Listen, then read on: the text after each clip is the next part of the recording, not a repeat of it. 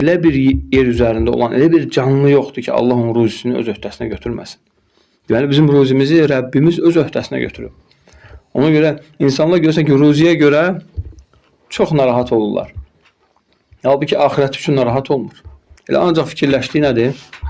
Ruzi. Halbuki Allah kəfil olub. Subhanallah lazım. Nə qədər ayətlər var Allah Taala ruzimizə kəfil olub. Aydındır?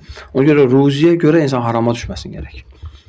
Əgər insan ruziyə görə harama düşərsə, yəni bu onun əleyhinə olacaq. Amma bilsin ki, Allah Azze və Celle mütləq onu yetirəcək.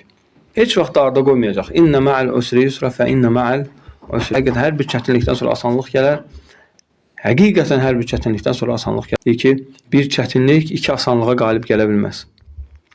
Və həmçinin burada yəni alimlər qayda gətirirlər. Əgər iki dənə nəkira qeyri-müəyyənlik dalbadal gələrsə, başqa şeylərdir. Bu nə deməkdir? İnnə ma'al usri yusra ayəsini bilirsən? Bax, o ayədə nə deyir? Çətinlikdən sonra asanlıq gələr. İnnə ma'al usri yusran. Əl-usr əlifləmləndir. Mərifədədir. Yəni deyir ki, çətinlik müəyyən bir şeydir və ya azdır və ya bir şeydir. Amma yusran qeyri-müəyyənlikdədir. Yəni yusran həmçinin qeyri-müəyyənlikdədir. Qeyri-müəyyənlik çoxluğa dəlildir. Aydındır? Çoxluğa dəlildir.